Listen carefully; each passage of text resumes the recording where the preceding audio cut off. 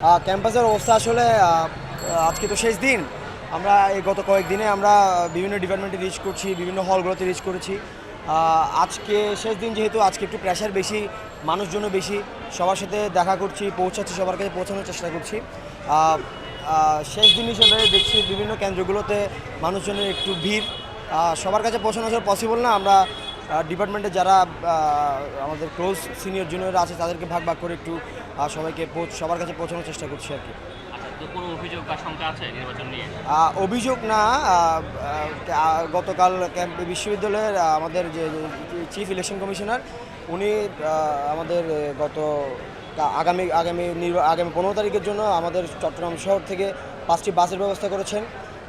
5টি বাস আসলে অনেক কম হয়ে যায়, 5টা শিডিউলে 30টা বাস আর কি। তো আসলে অনেক কম হয়ে যায় বলা যায়। আমরা চাচ্ছি, আমরা আশা রাখি যে আমাদের বিশ্ববিদ্যালয়ের এই যে চাকসু নির্বাচনে আমরা সর্বোচ্চ সংখ্যক উপস্থিতি আশা করি ভোটারদের, এবং ভোটটা যাতে সুষ্ঠুভাবে হয় আমরা এটাও আশা রাখি আর কি। আচ্ছা দেখেন, আমরা 5 তারিখ পরবর্তী সময় থেকে আমরা বারবার চাকসুর জন্য আন্দোলন করে আসছি। শেষমেশ আমাদের আগামী 15 তারিখ চাকসু অনুষ্ঠিত হতে যাচ্ছে। কিন্তু আমাদের প্রশাসন দেখে থাকবেন একপাক্ষিক এবং কিছু দলের পক্ষ নিয়ে অনেক সময় কি তাদের কার্যকলাপগুলো পরিচালনা করে আসছে, এবং সেখানে আমরা খুবই শঙ্কিত যে আমাদের ইলেকশনটা কি একেবারে ফেয়ার হবে কিনা এবং লেভেল প্লেইং গ্রাউন্ডটা থাকবে কিনা। এই জায়গাটা আমাদের প্রশাসনকে ঠিকমতো ফোকাস দিয়ে, ঠিকমতো প্রশাসনিক যত কর্মতৎপরতা সব কিছু বাড়িয়ে দিয়ে এই জিনিসটা আমাদের এনশিওর করতে হবে।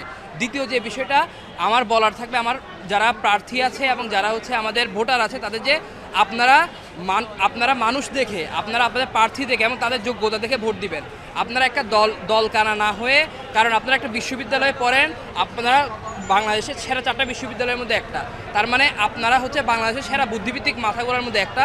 অতএব আপনারা একটা ক্যান্ডিডেট, সে কি আসলে আপনার জন্য কাজ করবে, পূর্বে কাজ করছে এবং ভবিষ্যতে কাজ করবে কিনা, এটা আপনারা একটু অ্যানালাইসিস করলে, সোশ্যাল মিডিয়া ঘাটলে আপনারা বুঝতে পারবেন। আমার ভোটারদের কাছে আকুল আবেদন, আপনারা এই জিনিসগুলো একটু বিবেচনা করবেন, বিবেচনা করে তারপর ভোট দিবেন। এবং প্রশাসনের কাছে আকুল আবেদন, আপনারা এমন একটা দৃষ্টান্ত সৃষ্টি করেন, আমরা 16 বছরের যে ফেসিবাদী একটা কাঠামোর মধ্যে আবদ্ধ ছিলাম, আমাদেরকে দেখিয়ে দেন যে বাংলাদেশের মতো দেশে আপনারা একটা ডেমোক্রেটিক নির্বাচন এবং একটা হল সংসদ আপনারা দিতে পারতেছেন। তাহলে চট্টগ্রাম বিশ্ববিদ্যালয় আপনাদের কাছে চিরঋণী থাকবে, চিরকৃতজ্ঞ থাকবে। আমরা মূলত দেখে এসেছি এই প্রশাসন সর্বদাই ছাত্রছাত্রীদের যে নিরাপত্তা জনিত বিষয়টা সেটা নিশ্চিত করতে ব্যর্থ হয়েছে।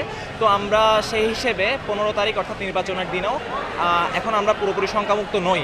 আমরা সহিংসতার আশা করছি, তবে আমরা এও আশা করছি যে বিশ্ববিদ্যালয় প্রশাসন এবং যাবতীয় বিষয় নিয়ে তারা এই বিষয়টা অনুসন্ধান করার মাধ্যমে এটার একটা সলিউশন বের করবে ইনশাআল্লাহ।